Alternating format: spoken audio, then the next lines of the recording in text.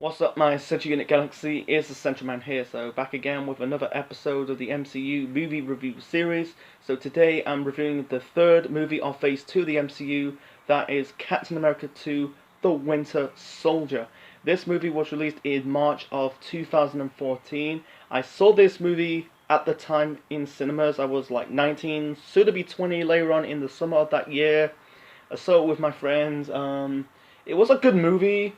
It didn't blow me away. The only movie blow me away of that year was Guardians of the Galaxy. That's next time when I review that movie. Anyway, so people say this is the best movie out of the MCU. I kind of agree. It's not on the same level as Avengers, Infinity War, Avengers Endgames, Black Panther, the Guardians of the Galaxy movies, Ragnarok. It's in the top 10. Ranking the three Captain America movies between First Avenger until Civil War. I put the First Avenger number 1, Winter Soldier number 2, and Civil War number 3. When I watched it for the second, I watched it again in 2018. My opinion still stand back then in 2018. After 4 years after I watched the first time in 2014. I watched it again just yesterday. My opinions change.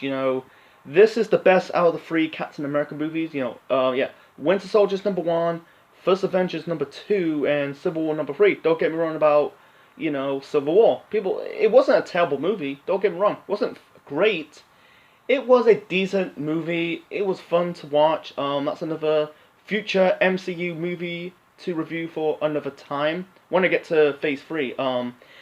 This was good. It was good, action-packed. This is not like truly a follow-up to Captain America 1, The First Avenger, because that was set in World War II. This is set to the present day. You can tell it's moving away from the first Avengers movie and going into planting the seeds for future movies going into in the 2015-2016 year period. Anyway. So let's talk about the cast of this movie. You got some original cast who appeared in the first Captain America movie and the previous Marvel films. You got Chris Evans came back as Captain America. Almost forgot his name. Chris Evans came back as Steve Rogers, Captain America. Scarlett Johansson came back as Natasha Romanoff, aka Black Widow. You got Samuel L. Jackson came back as Nick Fury. Sebastian Stan came back as James Becoming Bonds, or Bucky Barnes, aka the Winter Soldier. I'll talk about his character later on in this review. Haley Atwell came back as Peggy Carter for a cameo. Toby Jones came back as Armin Zola. I say Solon, but Solar. Sorry, I stumbled. Toby Jones came back as Armin Zola as a cameo. You got Kobe Smudlers, who appeared in Avengers 1 as Maria Hill. She came back. I think that's it. I think that's it. Because they appeared in, you got the guy who plays, was it Sifwell? I can't remember who plays Sifwell. I don't want to get into it. So, we got the characters who appeared in the first Captain America movie. That was, Chris Evans, Haley Atwell, Sebastian Stan, Samuel L. Jackson, Toby Jones, because they appeared in the first movie, because Natasha appeared in Iron Man 2 and Avengers 1. So they introduced new characters for Captain America 2, The Winter Soldier. You got Anthony Mackie came back, he debuted on this movie, it made his bow in the MCU as Sam Wilson, aka the Falcon. He appeared in the first scene in this movie. Apologize to say came back, debuted, because this is his first movie in the MCU as Falcon, Sam Wilson. In the jogging scene, I'll get to it shortly, you got Robert Redford as Alexander Pierce, Frank Grillo as Brock Rumlow, Emily Van Cramp as Sharon Carter. I'll get to her character later on in this review. I think that's it. I think that's it. Mostly just new characters. Going into the second movie of Captain America, most of them appeared in the previous Marvel movies and the first Captain America movie. So, yeah, the introduction of Anthony Mackie, Sam Wilson as Falcon. He became Falcon in the second or third act of the movie. In the beginning of this movie, you had this jogging scene. I think they're in America. Yeah, they're in America, but I think they're in Washington. I think it was Washington. Yeah, I think it was Washington. Yeah, I think it was. Anyway, so there was a jogging scene between Steve and Sam. Because the joggings, Sam is just a normal person because a former he kind of served in the army, used to serve in the army. I think it's military or the army. He was struggling. He was out of breath. Compared to Steve, he's been the super soldier, had the super serum since World War II. He's running without breaking the sweat. The funny part he said, on your left, that was funny because he's struggling. And at this point, you can tell they change up his character. I'm talking about Steve Rogers because he was frozen in time after World War II. He's trying to get behind the times. He said about like food's better. He used to boil them, and then I think he talks about the internet's helpful. Sam said about talk about a music from 1972, an artist and a song from 1972. I don't know, can't remember the name of the artist or the song. And Steve just wrote it down in his notebook, to catch up, because he missed the whole, decades because he was frozen in a block of ice after World War II, after fighting the Red Skull. So yeah, and also I forgot one cameo appearance. You got George St. Pierre as George Batrouk. I can't pronounce his surname. George St. Pierre, he used to fight in the UFC. I think he's a former welterweight and cruiserweight. No, I think he's a welterweight and a cruiser. I think he's a welterweight and a featherweight champion in the UFC. I don't think he was a heavyweight champion. I don't really follow MMA that much. Not really. I'm not a big fan. I don't say I hate it. I'm just not into it. I'm not saying it's it's combat sport. Yeah, it's combat sports. I'm just anyway. So, there's one scene they're fighting in the ship. They're fighting in the boat. You got some French pirates holding the members of Shield hostage, and you're not gonna see that character again. You got out of the way. I think Natasha was basically looking up storing folders in the hard drive, and then all of a sudden George Pierre's character kind of throw a bomb. The bomb's about to go off. I thought it was a tear gas to get his character to get away, but instead it was an explosion.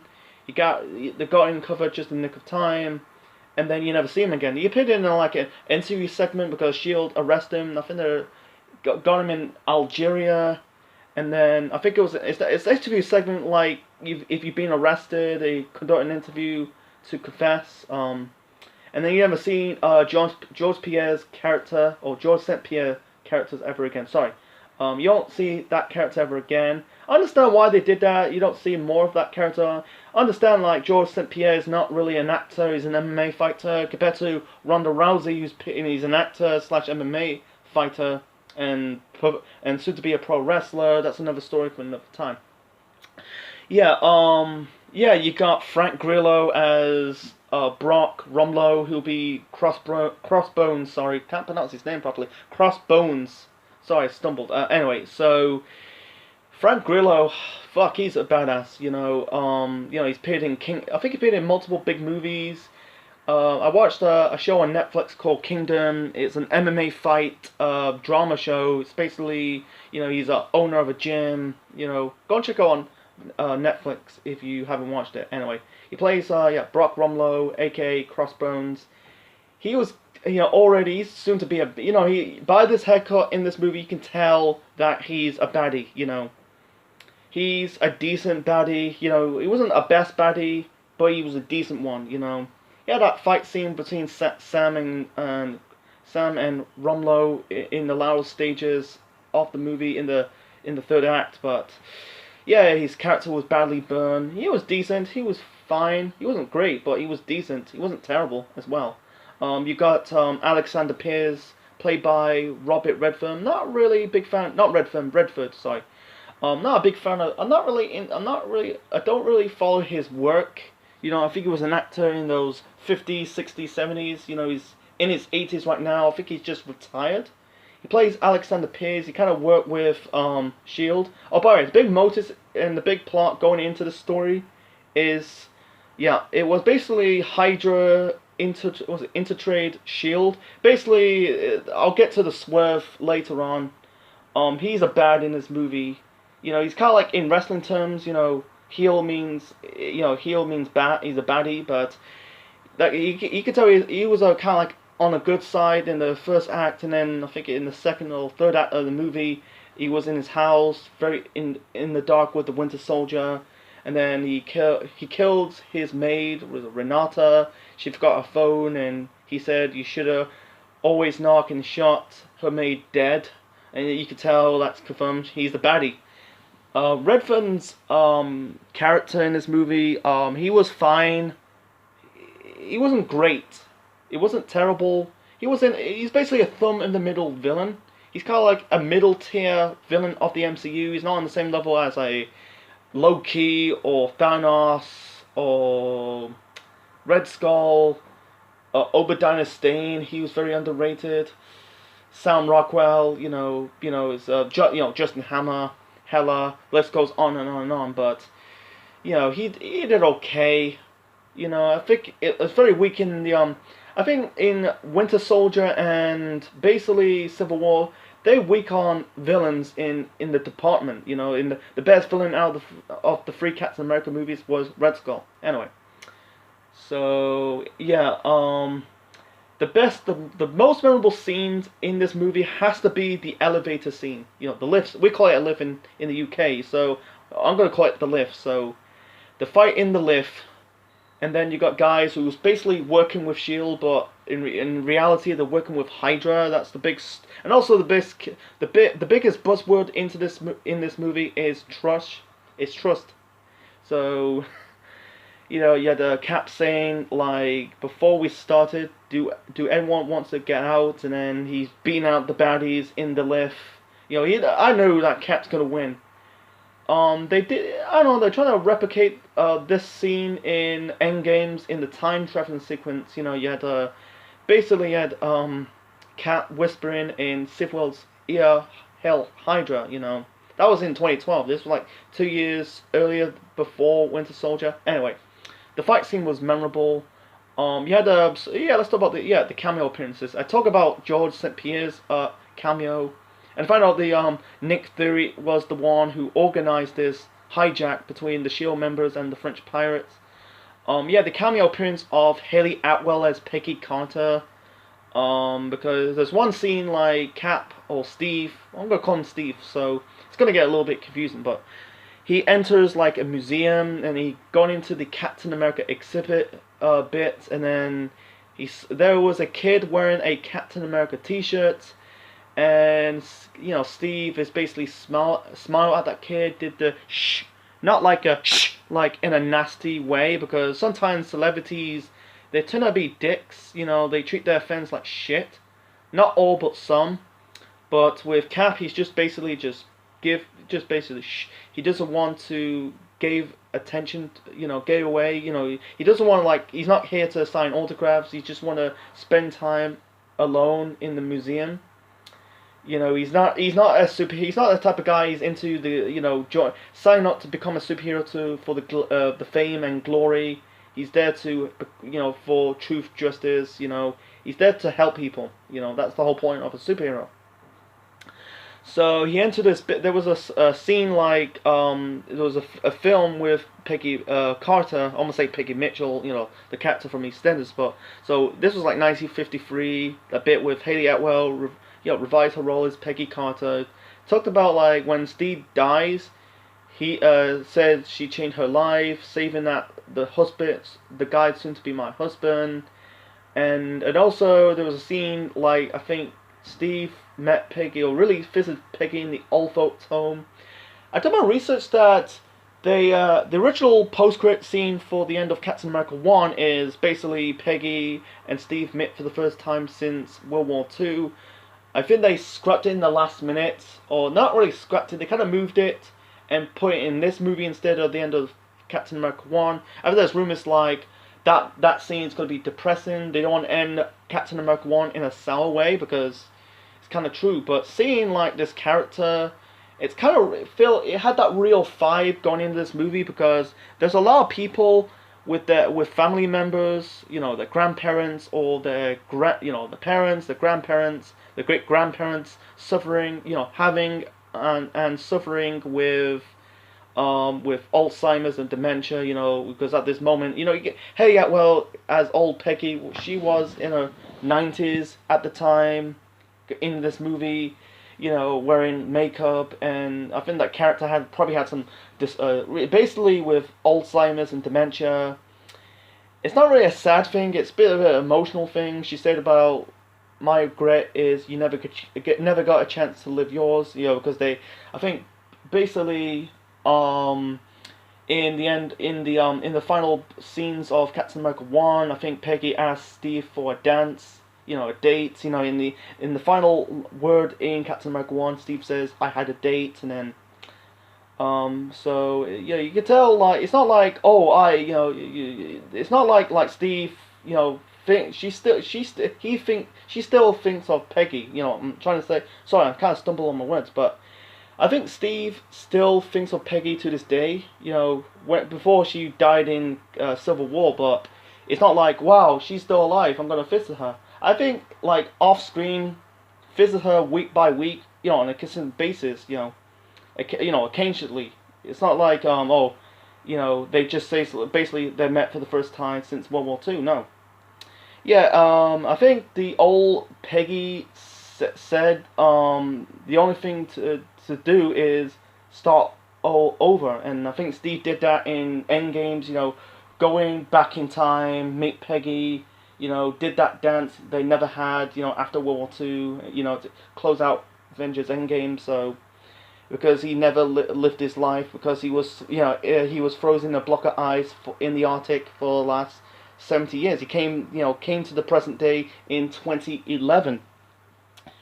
So yeah, it was a good moment. It was people find it's random. Yeah, they have to put it somewhere. It's not like we're not gonna see Peggy Carter ever again. It's not the end of the character. You know, because at the time, because the character had their own show. You know, Agent Carter, that was not that good, and then she appeared in multiple like Marvel movies. You know, in cameos, in tie-in, traveling sequence. You know, path sequence. Anyway, there was a lot of basically twists and swerves going into it. You know, also we got a cameo appearance of Toby Jones as Armin Zola. We haven't saw that character since Captain America 1. You know, because Steve and Natasha, after they're on the run with Shield, and they travel to New Jersey. They're going into an abandoned Shield base, and saw Armin Zola in computer form because he said that he died in 1972.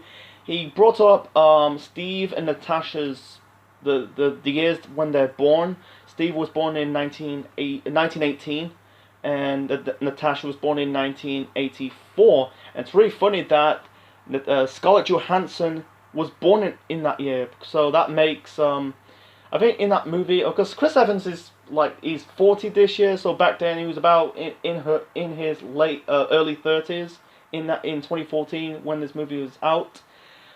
Scarlett Johansson was just probably turned 30.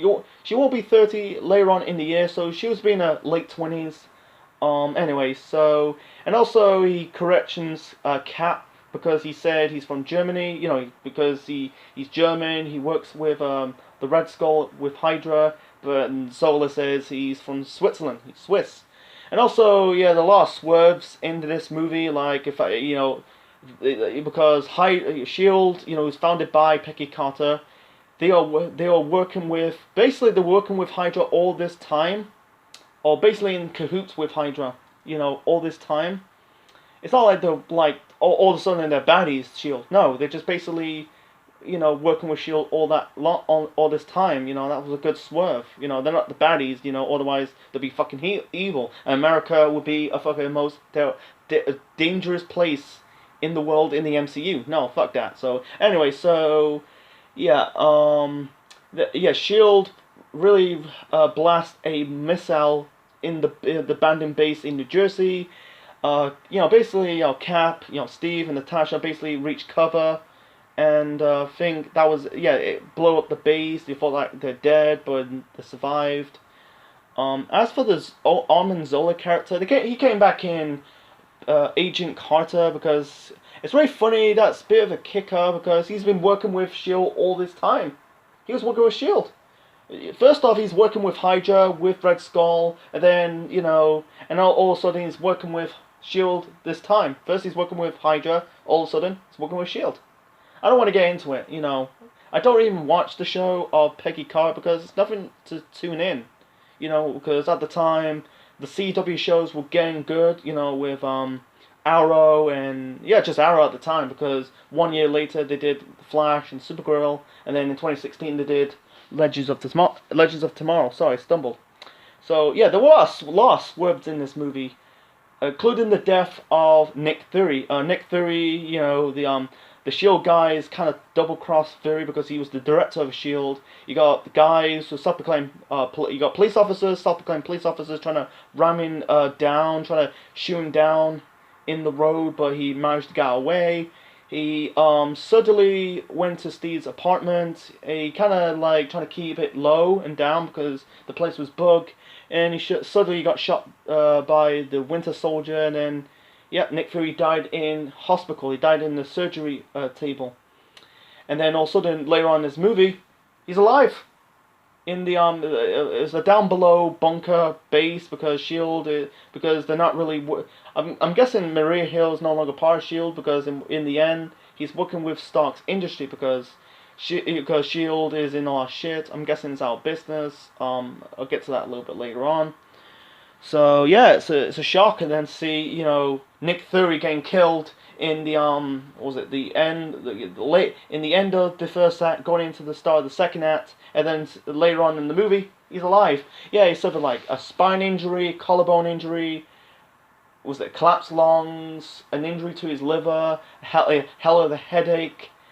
And then they're new. I think they're just basically teasing, making the fans guess that some of the fans, the casual fans think, he's dead, but the people who follow the MCU, big comic book fans, he knows he's he's still alive, and it's basically getting the fans guessing. Sorry, I think because it makes no sense why they killed him off because he's the glue to form. He's the one who formed the Avengers.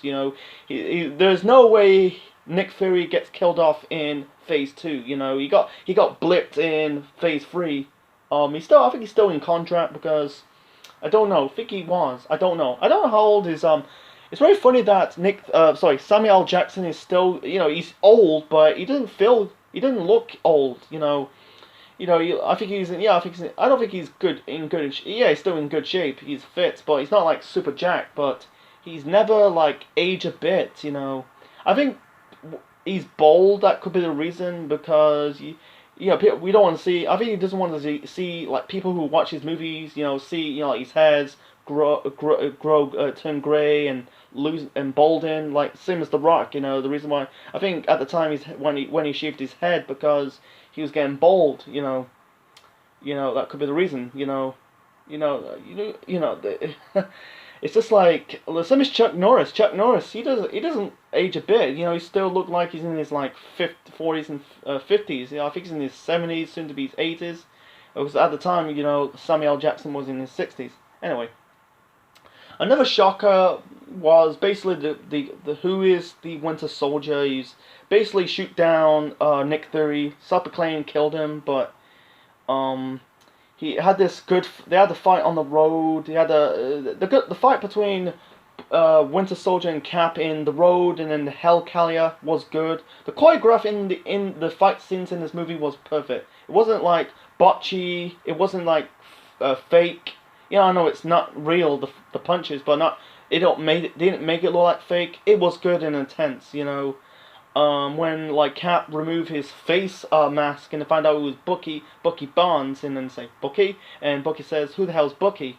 And then they had this was it a flashback scene when he got after the events from he got blasted out of the train in World War II in the first Captain America movie, and then he got captured by Hydra, brainwashed in, cut his human arm, replaced by the metal arm, and then he got frozen in time. Yeah, you can tell like Bucky was suffering like post-traumatic stress disorder alongside with Cap and Iron Man in after the events of Avengers 1. So yeah, the fight scenes was good. I don't know which one's better. I like the fight scene in the Hellcarrier. That was good. And then you know he's trying to Steve trying to snap out of this, because I like Sebastian Stan's role. You know, like in the first movie, it's the appearance changed in the first movie and the second movie. In the first movie, you know, Sebastian Stan had short hair. He was skinny, and then in Winter Soldier in the present day, because he's gonna show up in the Falcon Winter Soldier show. He's buffed. He's buff. He's full of muscle. He's grow his hair long with a facial beard, not a beard, but facial hair. Yeah, it's in that Hellcarrier scene in the dying moments when the Hellcarrier is about to crash. He's trying to like reason with Bucky, trying to snap him out. Said, I remember you, and Bucky said, no, I don't. You know, you're trying to reason, trying to snap out, trying to get the old Bucky back instead of the Winter Soldier Bucky Barnes. And then he's basically tackling him down, says, "You're my mission." It's like, "You are my mission," and Steve says, "Finish it." And then when I think they fall into the waters, I think it's in the river or the lake. Yeah, basically Bucky pulled him out of the lake, and yeah, this is setting up and also the fight. They got this thing called the Allegram, Zola's Allegram. It's basically this program. I think it's for sleeping agents. This is planting the seeds. This is truly planting the seeds for Civil War. That'll be 2 years later. And also, I don't talk about Easter eggs. When like there's a funny part then. There was a funny part. They confront Sifwell on the top of the building. Cap trying to attempt to push him off the building, and yeah, Sifwell says, "You're not." He said about not gonna throw. He said he's not gonna throw. You're not gonna throw me up, push me off the building. I'm not. You're right. I'm not. It's not. It's hers. And Natasha, Black Widow pushed Sifwell off the building, and suddenly like you thought like Sifwell's dead, but he was rescued by Falcon, and then he was dead later on. And then they're driving around the car, and then suddenly, Winter Soldier was on top of the car when in the same car as Steve, Natasha, Sam. He kind of throwed Sifwell out of the car. Thrown him out of the car. He kind of like thrown into the truck, and then that was a weird death. You never see Sifwell ever again. I think that's it. I think a couple more.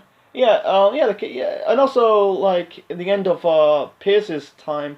It's right. I don't get the whole when he confessed about the Allegram, he brings up like Bruce Banner's name, and also some guy called Cairo. Don't want to get into it. He brought Stephen Strange's name.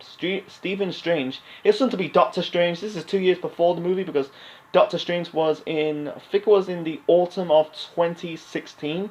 That was the second movie of Phase 3 of the MCU. I think it's a bit of an Easter egg. Because at the time he's a doctor, and then 2 years later he is a magic doctor. Because his hands was broken. He went to Nepal, Tibet, meet the Ancient One, became a magical doctor. Another story for another time. So for that was it. And I don't get with Natasha disguised as a woman, because you got the world leaders, or the suits and ties represent S.H.I.E.L.D. You got Natasha basically. They were developing the friendship between Steve Rogers and Natasha Romanoff, because they're friends, but they're not going into that romantic love interest in this movie. Because Natasha kissed Steve twice. because wants to distract because they're in the run by Shield, and then in the end they're in the graveyard. When after Nick Fury's undercover. Basically, he's not being Nick Fury anymore. He's dead. He's set fire to his locker, his bunker, alongside his eye patch. He said, like, the last time I trust, I lost an eye. We're not gonna see the answer why he lost the eye until Captain Marvel, but in the scene, like in the Shield headquarters, that he showed. I think he showed Pierce his eye. His eye was, I think he's missing his, lost a sight in his eye. I think it is, spoiler alert, the cat. Another story, another time. When I get to Phase 3, when I review Captain Marvel. Anyway. So yeah, and he said to Steve, Natasha, Sam says, if you want to see me again, I'll be there. And he came back. He came back in later installments in the film. He came back as Nick Fury. He returned with the eye patch later on in the. I think it's in the post-credit scene of. Did he came back in Age of Ultron? I think he came back in the post-credit scene of Infinity War when he got blapped. So I don't know what's going on. I think I don't know. I don't know. It's a contract. It could be a contract thing. Maybe his contract was running out. I think the reason why he came back as Nick Fury with the eye patch, I think maybe Samuel L. Jackson signed on because more money. Because now superhero movie is a money making machine. I don't get with Natasha disguised herself as an old lady. Yeah, he got electric shot by Pierce. And Pierce got shot dead by Nick Fury. And the final words of Alexander Pierce is Hell Hydra, and his plans failed. Crossbones got killed. Not he didn't got killed. He got badly burned after the Hell Carrier was crashing. He came back as Crossbones, and then he had a cup of coffee in Civil War, the third movie, and he was dead. I don't know. I think there's no. I don't think they're making the character as a. I don't think they'll make the Romlo character as the point character.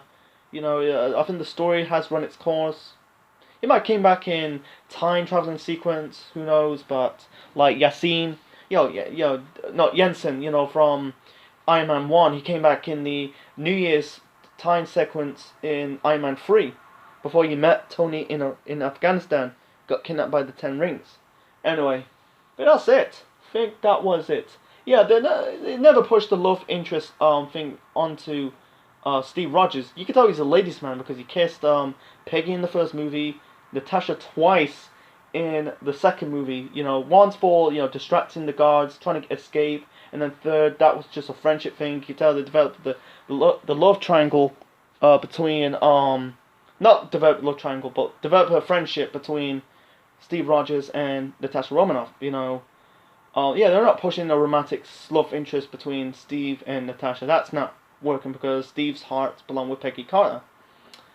And also I think said about Natasha is now a Russian spy. She said I should have traded my KGB to a Hydra. And also when when in the base, Natasha trying to expose the secrets on the internet, says I think Pierce said if you do that, you're gonna reveal his secret, because you can tell that he's been working with the Russians. He didn't work with Hydra, but he's working with the Russians, the KGB. That's he's a communist. It's really funny, like in the first movie of I can't wait if they did the scene in Black Widow, the first Black Widow movie. It'd be a time traveling sequence because Black Widow's got killed off in Endgames. In the bar, someone called him a communist, and then also, and basically in the bar, it'd be a good awesome bar fight if Natasha beat like some drunk. That'd be good to see. I almost say 80s because she was born in the 80s. Sorry, my bad. Anyway, so you got some glimpses of Natasha's secrets. We saw some glimpse like a time traveling sequence in Age of Ultron, and then we're gonna see it her past in the Black Widow movie in this year, if it's on this year, depending if it's not pushed back a year. Who knows? I don't hope not, but. So anyway, so let's talk about the and also one cameo appearance of Stan Lee as a security guard because someone stole Captain America's uniform in World War II. That was 100% Cap. He said, "I'm fired." And also, there's let's talk about the post-credit scene. Yeah, Bucky came back in the post-credit scene. In the museum, he's starting to grow out a bit of his facial hair, not a full-grown beard. So, like I said, this is setting up Captain America: The Civil War. That'll be in 2 years' time in 2016. And also, we got like a appearance of what's it called? What was it? Was it Von Baron, Wolfgang Struckler, and you got Wanda, Scarlet Witch, and Quicksilver. This is setting up Age of Ultron. You got basically Quicksilver. I'm not a big fan of Aaron Taylor Johnson's Quicksilver, and I like Elizabeth Olsen as Scarlet Witch, because so far I'm almost wrapping up my reviews of WandaVision, because this Wednesday I'm reviewing the final episode of WandaVision. So Wanda is basically levitating blocks, and I think she kind of crushed one of the blocks with her powers, and Quicksilver's just running through walls. Like I said, I'm not a big fan of Aaron Taylor Johnson as Quicksilver. I like Evan Peters as Quicksilver. His performance in WandaVision, he didn't do much. It was a bit wooden. He didn't do nothing to do, because he wasn't really the real Pietro. So it's like, the characters came back, make their bow in, they're making their bow in the post-credit scene in Captain America: Winter Soldier, but they're going to make their appearance in Age of Ultron. That'll be the 4th movie of Phase 2. So anyway, I'm going to wrap up this movie review of Captain America: The Winter Soldier. Like I said, like I said, Sebastian Stan's role was good. In the first movie he was basically Steve's best friend. I got your back, and then also in this movie he's just basically the quiet assassin. He's just basically the quiet assassin, doing Hydra's bidding. He's under mind control. We see, and they did that same. The character would be a bit of the same in Civil War, Another Story, Another Time. So, anyway, so I give it a 4. Yeah, I give it 4. I don't give it a 5, 5.5. No, but 4 is a appropriate rating for this movie. So yeah, it's I say it's the top 10 best movies out of the MCU. So anyway, so hope you enjoy my review of Captain America 2: The Winter Soldier. I speak most of the plot of this film. If I miss out anything, just write down in the comment section below. Leave your thoughts in the comment section below. Smash the like button. Subscribe to the Central Man Network on YouTube for more wrestling videos, Marvel videos. Stay tuned this Wednesday. I'm reviewing the final episode of WandaVision, and watch all my previous movie reviews in the MCU, the previous Marvel movies from Phase 1 and Phase 2. And game streams and more. And next time, reviewing one of my favorite movies of the MCU, Guardians of the Galaxy. I review it way back in 2019. In June of that year. I kind of like deleted it or put it on private, because I was kind of stumbling. I did a 1 hour review of that reviewing that movie. It was not that great. It wasn't that great. It was like meh to me. This time will be a little short. I'm trying to keep these movie reviews about half an hour to a quarter of an hour, about 30 to 40 minutes. So next time it'll be my review of Guardians of the Galaxy. Gotta be one of the best movies of Phase 2 so far of the MCU. So stay tuned next week. So hope you enjoy it. Leave your thoughts in the comment section below. Smash the like button. Subscribe to the Central Man Network on YouTube. Check you later.